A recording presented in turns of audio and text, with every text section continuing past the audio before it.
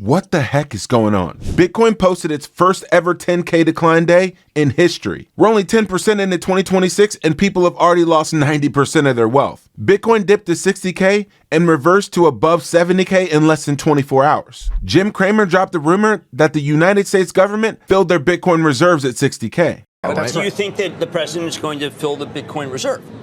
I don't know. That will Well, that's be what I a heard at big 60. deal. I heard at 60 he's going to fill the Bitcoin reserve. You better cover.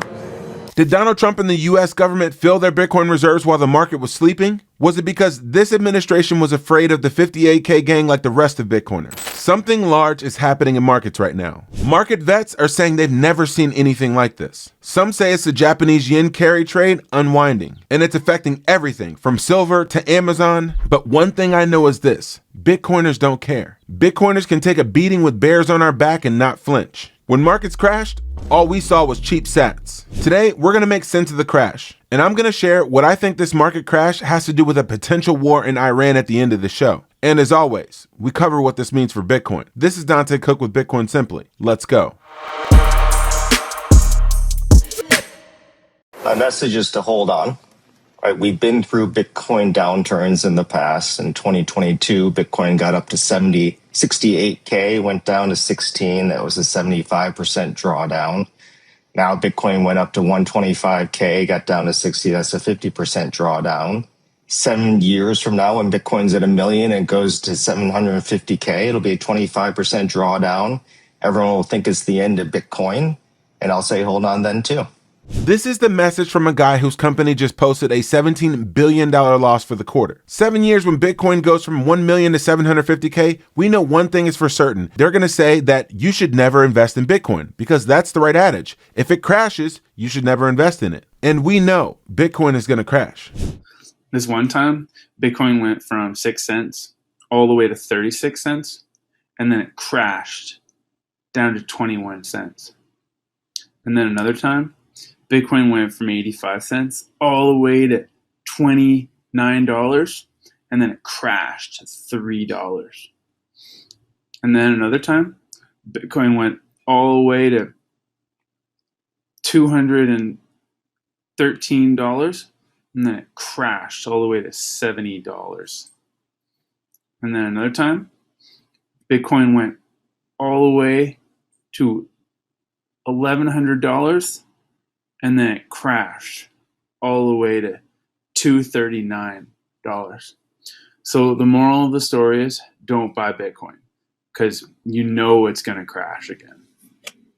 Let me pick up where he left off. There was a time in January of 2017 when Bitcoin went from 1K to 17K, and then it crashed. And then there was a time in March of 2020 when Bitcoin was at 6K, and then it went to 60K in March of 2021, and then it crashed to 30K. And then there was this one time when Bitcoin went from 69K to 16K after the Sam Bankman fraud dude crashed the whole crypto market in 2021. And it's at precisely this moment when we get one of the greatest clips in the history of Bitcoin. What's Bitcoin at? 16K? Well, it has 17K more to go. There's no intrinsic value to this asset.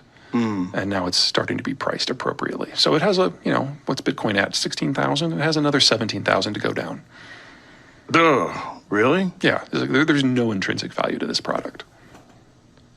And do you think that people have just inherently lost faith in the idea behind crypto because of FTX? Well, it became an ideology. And whenever you invest based on an ideology, you're going to make some decisions that are a little divorced from math. And what do you mean by ideology? Well, the people who really like crypto are convinced that it's the currency of the future and that a decentralized ledger is the way to go, and that anything that is controlled by a government entity is by definition a negative, and if it's done by the private sector freely, it will be better. And that's just not how currency works. Currency is a method of exchange and a store of value. And for that, there has to be a degree of trust, and you have to have it managed in terms of volume. I mean, one of the craziest things about Bitcoin is that there will never be more than X number of units of Bitcoin. Well, by default, that means it can't be used for trade, because the whole idea of economic activity is that there's expansion, which means you need more currency to lubricate and manage that expansion. If currency is locked in at a specific number, you get monetary inflation, and that is one of the fastest ways to destroy an economic model. So because of the lack of Bitcoin, because there's a certain controlled number, the only thing that can happen is Bitcoin becomes more expensive. Right. And that means that the people who hold it are the ones that make the money, but everyone else suffers. I'm sorry, that's not viable. The alternative is you have some private dude out there who generates the coins on a whim. How is that different from the monetary reserve or the monetary authorities that we have at the Federal Reserve, except for the point that there's no accountability? No. And then we all know Bitcoin went back to 69K, and then it crashed to 56K in September of 2024. And here we are today. Bitcoin's gone from 125K and it crashed down to 62K. During the COVID crash, there was 1.2 billion in liquidation. During the FTX crash, 1.5 billion in liquidations. On a random Tuesday in February, 1.7 to 2.4 billion dollars in liquidation. Bitcoin posted its first ever daily decline of $10,000 or more. But that's only in dollar terms. In relative terms or percentage terms, well, that's chump change. Bitcoin has fallen 37% in a single day. And when that happened, the 58K gang was pulling up like Debo soon as Bitcoin dropped below 60K. And JD Vance, of course, pulled up and said, "Have you said thank you once?" There's an anonymous poster on Twitter who called that this would happen. His handle, SBC7H7LA. He predicted that the top of Bitcoin would be in October of 2025, saying that we ride up for exactly 1,064 days and we collapse and go down for 364 days, exactly like clockwork. So that means that the Bitcoin is going to continue to crash or make an all-time low at October of 2026. He could be right. What will that all-time low be? Well, there's an analyst out there that says that the Bitcoin production cost is what sets the floor. That's the price that it costs miners to make a Bitcoin or to mine a Bitcoin. So that's going to be the new floor, wherever that estimated Bitcoin production cost is going to be. Some people are saying this because an exchange called BitThumb sent a bunch of Bitcoin to their users accidentally and then had to sell it, causing the price of Bitcoin on their exchange to fall for more than $10,000. One thing is for certain, market vets, guys like Mark Yusko, who are in the digital asset game, who are Bitcoiners, have said they've never seen anything like this in markets. These are not normal functioning markets. And some are saying it's because of the Japanese yen carry trade unwinding. 40 years of Japan having 0% or negative interest rates is now unwinding itself and causing havoc in markets everywhere. So I had this thesis that, there would be a credit event, that Japan would be the catalyst. And I said repeatedly since then that a number of things. I said Japan will panic.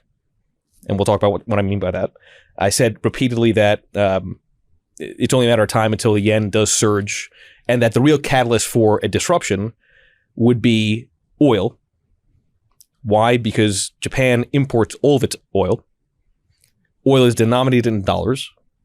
If the yen weakens and the oil strengthens, that makes oil priced in yen even more expensive, which then means they have to save the yen, which then reverses all the leverage that has come out from Japan, right? And that causes a cascading, margin call, right, effectively. We'll cover what this means and what this crash means and what this actually has to do with a potential war in Iran. But before we do that, let's get to our sponsors. Ledn has been the leader in Bitcoin-backed loans since 2018, issuing over $10 billion worth of loans to tens of thousands of customers all across the globe. They've never lost a single cent or sat of customer money. One thing that you have to know about your Bitcoin stack is that you need to do it responsibly. And that's why Ledn only lets you borrow up to 50% loan to value to your Bitcoin. You can track exactly where you are on your loan to value in the dashboard at all times and also see where your Bitcoin is. There's no credit checks and loans start at just 12.4%. You can get fiat in your account in less than 24 hours. In fact, 6 on average. Be responsible when you borrow against any asset, but particularly your Bitcoin, because it's the best asset and you never sell the best asset. Go to learn.ledn.io/simply to get started. During all of these market blowups and crashes, I sleep pretty well. It's because I know that I have my Bitcoin protected. I run my own bank and I run my own node and manage my own keys. Well, if you don't do that, if you get worried every single time Bitcoin collapses thinking that your exchange is going to collapse or something's going to happen, well, you should schedule a free 30-minute consultation with the team at the Bitcoin Way. They'll walk you through step-by-step how to set up a node, how to do it privately, and how to become your own bank. Schedule a free 30-minute meeting at thebitcoinway.com/simplybitcoin. I tell people all the time, I'm not bearish on stocks. I'm just bullish on a tail event. I think there is a dislocation coming. I think it's going to last longer than 2 days. And the dislocation will come out of Japan?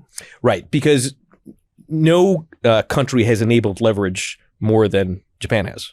Japan has had 0 to negative rates for the longest time. They have the last to raise rates post-COVID. and have the most debt in the system. So effectively what's happened for a number of years, decades, is money, rather than borrowing at US rates, money goes, or investors or borrowers go to Japan at 0 to negative rates. They take that money, they convert it to yen, they convert them back to their currency, and they deploy that leverage elsewhere. People forget that money can be deployed any which way, but also can be borrowed any which way from anywhere. So if you really want cheap capital, you go to Japan. Okay. Now, if you're borrowing money from Japan, you're borrowing it in their currency. The yen drops. That means that whatever you borrowed from Japan, as the yen is dropping, you're actually, when you need to repay it, paying back less because you're doing it from your stronger currency. So you as the borrower love a weak yen. Right? It makes the payback actually less, on the currency conversion. The opposite also holds true. If the yen appreciates, now that debt load is actually higher because you need more of your currency to pay it off because your currency is weak relative to the yen, right? So you need to have the yen strengthen aggressively to cause that panic of, oh my God, this leverage that I took from Japan is now so much more expensive.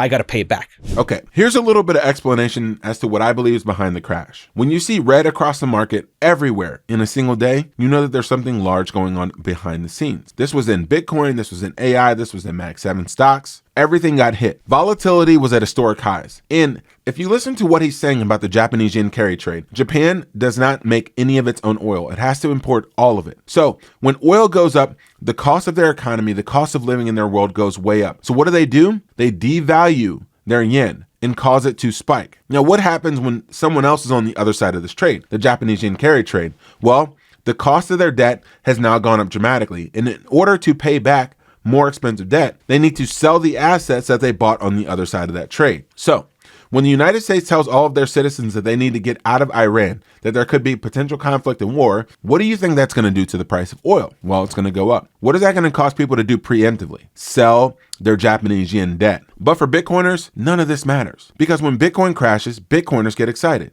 Like Opti. We know what Opti was looking at when the price of Bitcoin crashed. The only hard part is when Bitcoin crashes, we typically don't have any cash to buy the dip. But Bitcoiners know 70K might look like this one day and then look like this the next day. Bitcoin has been declared dead 461 times. And if you would have invested just $100 every single time that Bitcoin was dead, well, you'd be worth about $68 million.